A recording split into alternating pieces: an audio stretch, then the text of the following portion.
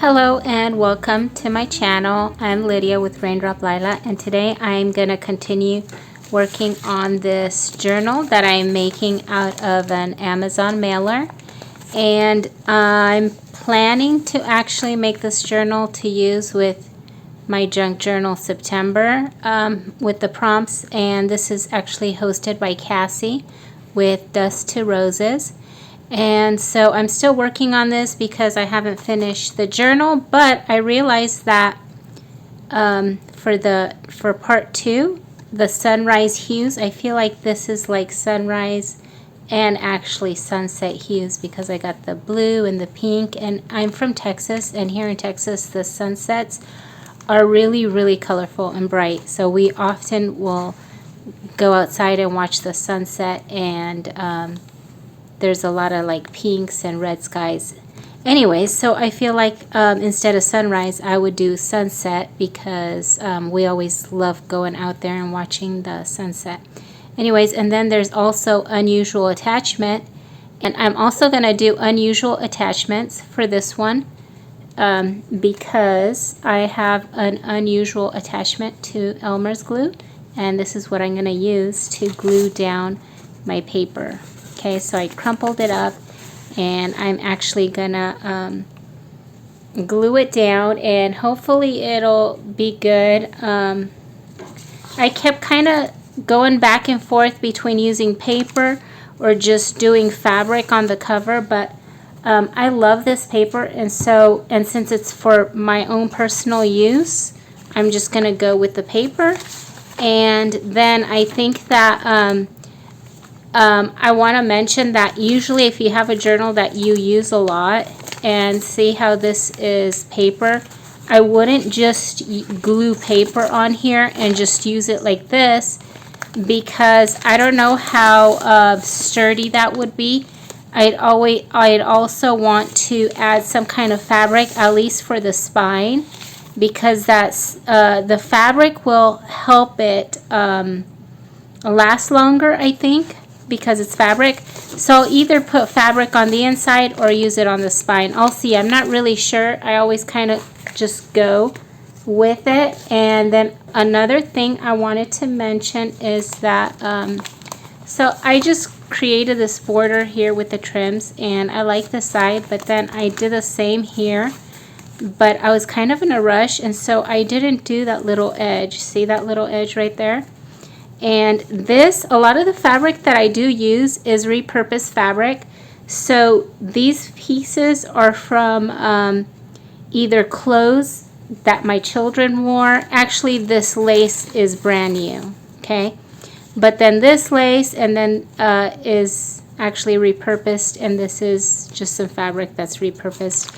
But the yellow one was actually, I think it was a tank top, and it was brand new, and I just used it in here. But I cut it into pieces, and so I only have a certain amount of this edge, and so I didn't have it for this side, and so I sewed it down, but I really don't like the way it looks.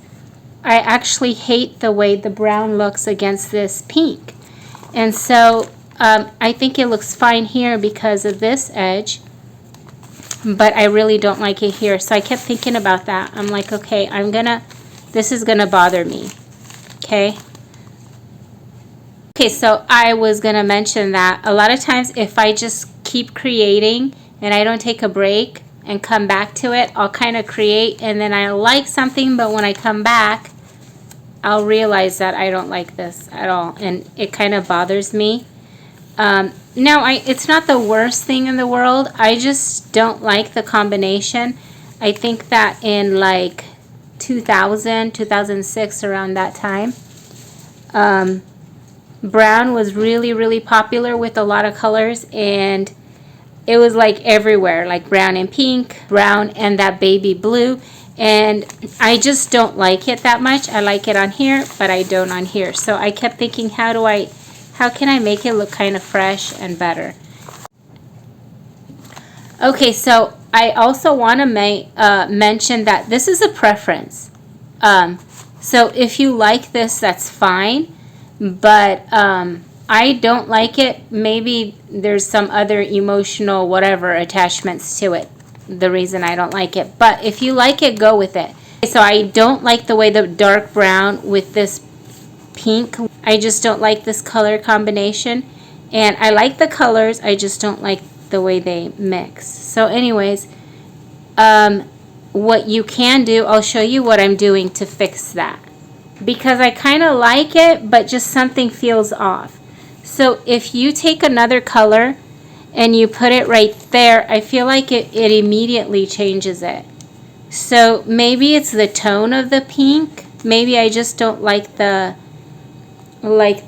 tone of it in this journal with this, although with the yellow, this mustard yellow, I do like it. So anyways, by adding this right here, I think it changes it, because I like the way these two look together, and I like the way these two look together, the brown with the mustard and then the pink with the mustard. So by separating them somewhat, I think it fixes it. I hope that makes sense, and I hope that's helpful to you guys. And I'm also thinking to add this on there also. So this is going to be like kind of a funky, colorful journal. And so that's kind of where I'm going with it. And okay, I'm going to show you guys one more thing. So I kind of like this. I might change it up again, who knows. But I was also going to show you guys like these colors I like with it, if that makes sense. So I think these colors look good. And then I picked a few more here that I might use in the journal. And I had to kind of go through I have a lot of embroidery thread. And again, I had to go through them and look at them, because some of the colors were just too bright and they just didn't look right with this color scheme. I don't know if that makes sense. But I do love these ones, and I'm not sure which one I'm going to use. Okay, so now I'm just going to add some glue on here. And I'm going to glue my page down. I don't know what, my camera turned off, so I don't know how much you guys saw of my process. I was trying to explain some things, but I'll have to check and see what I kind of covered. Okay, so now I'm just going to glue this in here.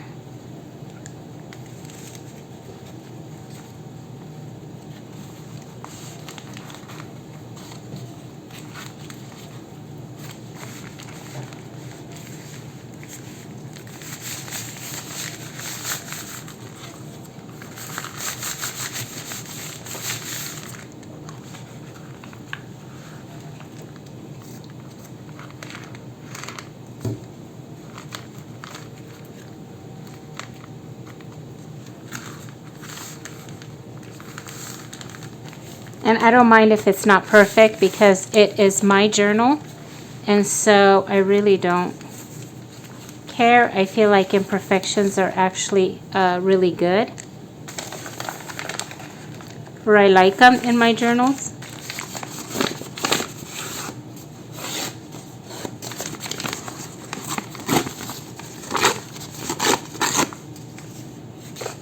So normally I use, for any of my journals that I sell, I actually use fabric glue.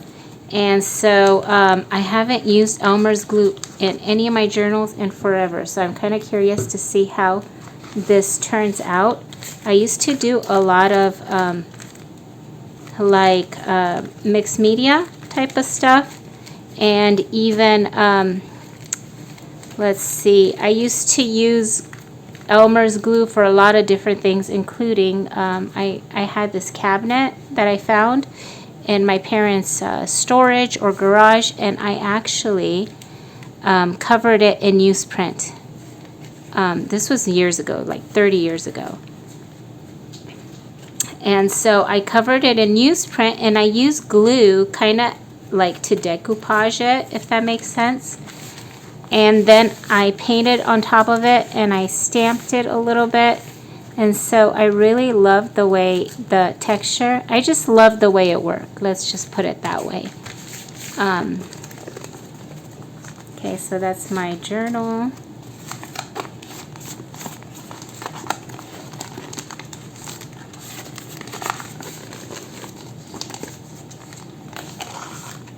Okay, I really like this. I like the way it's looking so far. I was thinking to cover it with fabric, but I don't know if I want to. I kind of like the way it looks, just like that. And so I'm just thinking right here to maybe cover this area with some trim, and then right here, we'll see how it goes. But so far, I'm wondering if I should cover it in glue. But I want to work with it right now, so we'll see if I'm going to add a layer of glue on top of this. I'm not sure if I will, but sometimes I do that to seal it, and it gives it like a nice,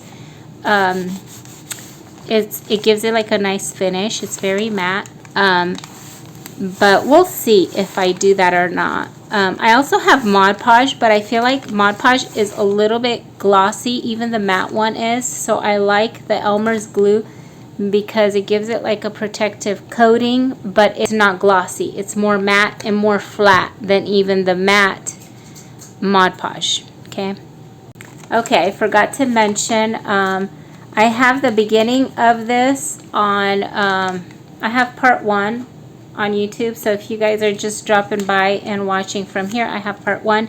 This kit right here has not, if you're watching it like now, this kit hasn't been released yet, but I will release it, and as soon as I release it, I will link it below in the description box below.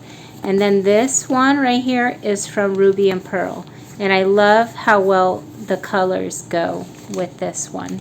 Okay, so now I want to actually sew this. I'm thinking to do a ruffle maybe on here. Okay, so I'm going to sew a ruffle. I'm going to do some of this off camera. Okay.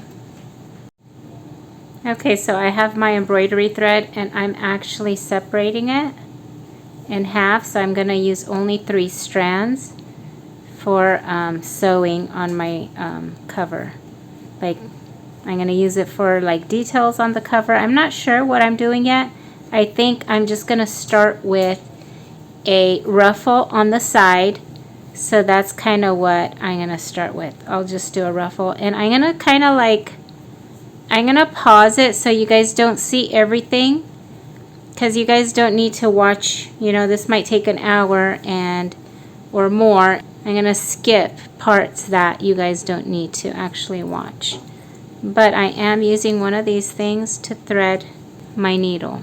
It just helps because this is 3 strands, and so it makes it so much easier to use. Okay, I'm knotting the end. Okay, and now I'm going to create the ruffle, and I picked this kind of a pale gray color because I don't want to think about what colors will look good on here. I just want it to kind of be a little bit neutral.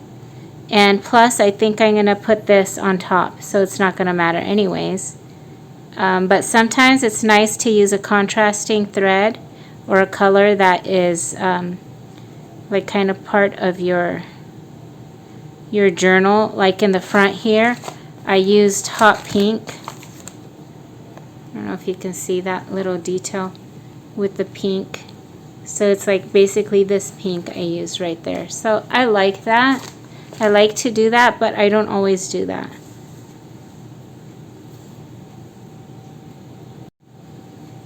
Okay, so I'm kind of just folding.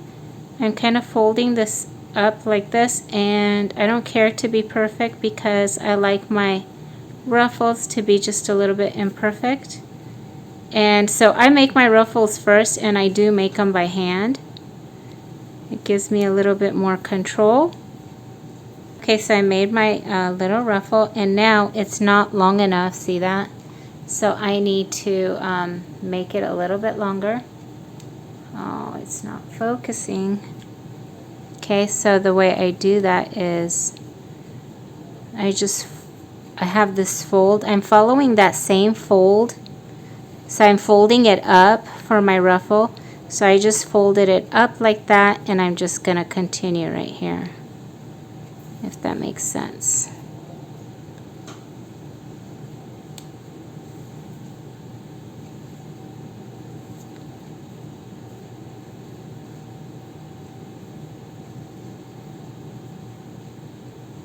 Okay, so I finished it and there it is. And now what I'm going to do is, let's see, I'm going to tie off the end here.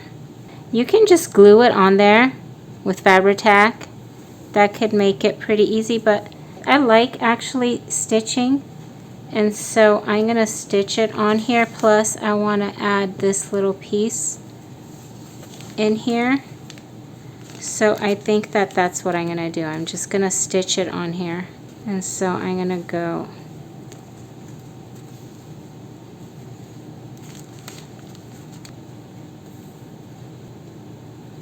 and I'm going to go through, let's see, I might go through the paper completely, maybe. Let's see, I'm not sure. I'm just I kind of just go with it. That's how I just kind of create. And I don't have a plan. I usually kind of go with whatever my inspiration is. And so I'm wondering if I should kind of twist it so it's almost like a rope. I have no idea how that's going to look, but I'm going to try it.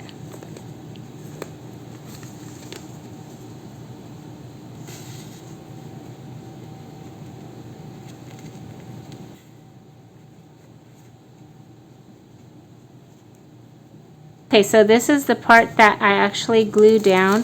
So I don't need this to be a pocket. I can sew straight through, if that makes sense. Okay, I can just go all the way through it. And I like this. Okay, so I'm twisting it a bit, and it already, I feel like it has like a natural bend, like it wants to twist because of the way it was torn. See how the fraying goes? And so it's already kind of twisting. So I'm kind of going to work with that. I like that, and I like all the fraying. Okay, so I really like that detail. And I'm trying to make sure I cover up that pink. And I don't need it to be perfect, like a perfect line. I like it to be a little bit off. Like, I don't know if that makes sense. Okay. Okay, so here it is. And I just sewed it on here, and I can see a little bit of pink right here, but you know what? I'm okay with that. It's not too bad. But I like the combination of the colors. I think by breaking it up like this, it really helps it out. So if you're not sure about colors, like if you feel like some colors are not looking that great, you can break it up with another color, and that might make it work a little bit better. So basically, one trick, I guess, to use, I use this a lot also in like dressing in certain colors.